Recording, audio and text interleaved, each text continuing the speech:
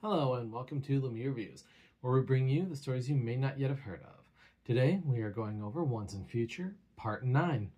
We are deep into another Old English mythology in the form of Beowulf. In fact, when we left off, Beowulf was attacking the protagonists on behalf of the court of King Arthur.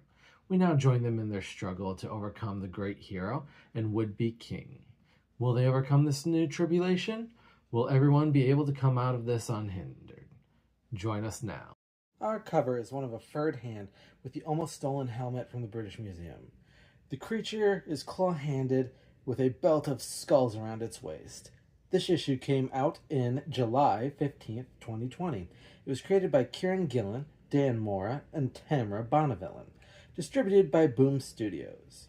I'm really liking the wide variants they have started putting into the comic covers, really showing off a range of art styles.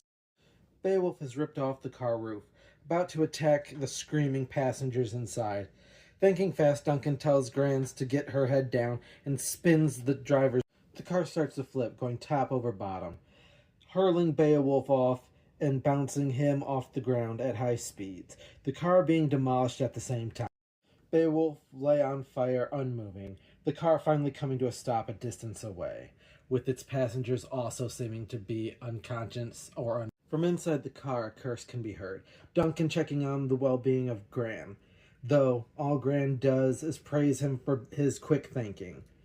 They escape the wreck, looking on, hoping their opponent is down for the count. Unfortunately, Beowulf gets up, to Duncan's dismay, sending Duncan to fight Beowulf, throwing him the same spear that killed the questing beast. Beowulf ignites and screams, "My fists are like hammers," challenging Duncan to fight. Gran makes light of it all with a "Watch out, Duncan. I hear his fists are like hammers." To Duncan's the two men attack each other in a head-on assault, while Gran looks for a suitable weapon, finding a claymore mine. Duncan and Beowulf clash. But the fight does not last long, as Duncan's spear is knocked from his hands, and Beowulf grabs hold of him, stretching his arms wide, telling Duncan he is going to rip one off. When suddenly a bullet rips through Beowulf's shoulder, causing him to drop Duncan, the bullet being fired from a rifle held by Gran, who mocks the poem of Beowulf.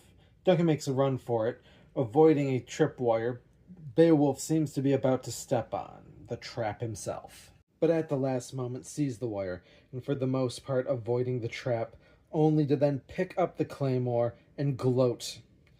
Duncan raising his gun and pointing it at Beowulf. Beowulf thinks he has avoided the trap, only for a bullet to whiz at the claymore, causing a huge explosion that engulfs Beowulf in the resulting fire and smoke. Gran and Duncan stand wearily, waiting for the smoke to clear. Duncan asking what was in the claymore, being told a bit of everything, plus blessed by priest, but not the Christian kind. And then they look to their ride, completely destroyed. Hopefully he had insurance on that car. We move on to the next morning, back in midsummer, Norton, Somerset. We are at the retirement home. A man named Tony greets Brigitte back. Gran looks to Duncan, asking how he feels, if he is all right. But while saying he is fine, he also makes excuses to leave, talking about how uncomfortable and tired. We fly over to Bristol. Outside a multi-floored building stands a hooded figure. The figure enters, and we see it is Elaine. She is entering the oldest pub in Bristol, said to be haunted. She goes to the upper floor and starts talking to someone. And like a ghost, Merlin appears, explaining this was all part of his plan to gain Arthur's trust, and that while Arthur may have remembered him before, as soon as he entered the story, he forgot him all again. Merlin, seeming drunk in the telling of the plan, Elaine again asks about Galahad, getting fed up with being pushed around. And again, Merlin gives an elusive answer, while returning to the plan at hand, that with Beowulf returning, others along with his story that were lost are now back, and the hero that story has perished. Back at the home, everyone notices Bridget's return, offering to placate her by changing the channel, knowing how she gets. But Brigitte, in a rare turn, makes an uncharacteristic move. She lets everyone watch the British Bake Off.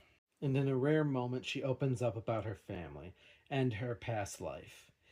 That she understands why Duncan wants his space and what a menace she was at that age as well. And that with time and age she came to sort of a peace and melt. In Bristol, Rose enjoys a glass of wine, about to wind down for the day and do a reading for the night, hoping everything is at peace. But when she throws the pins, her eyes widen in fear. In Bedminster, Duncan is asleep and in bed when he receives a call. He answers groggily and shock spreads across his face. He throws on his clothes and runs outside, only to realize he has no means with which to. Switching between Rose and the old folks' home, we see almost all the pins are standing in one spot, where Gran would be at that very moment. Suddenly the sky changes colors, and rain pours down.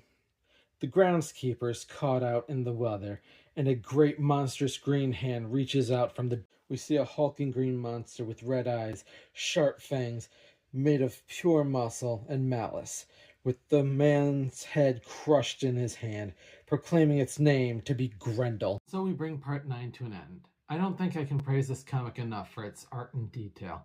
Beowulf being this hulking guy, constantly being on fire, can't be an easy thing to draw. The overall look of the monsters always looking the most terrifying they can be, either by fury, absolutely ripped, or dripping with evil intent. And the facial features never fail to sell a moment. Plus the smoothness of the witty dialogue and snide or sarcastic jokes thrown in really add to it. Though I am a sucker for a story filled with sarcasm. Plus now we have one of the villains from the Beowulf story make an appearance by the name of Grendel. Supposedly a descendant of Cain, and brought its terror to the land of King Hrothgar and his actual home, Heorot, for around 12 years. Described as a giant human-shaped demon who hates any symbol of joy and happiness. Eventually, this cursed creature is confronted by Beowulf, who rips its arm off. Now, what will our heroes do that they are the ones on the back foot and evil is hitting their home?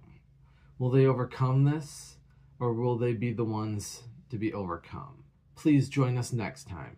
And if you liked this, please like, share, and subscribe. And let us know what you think in the comments.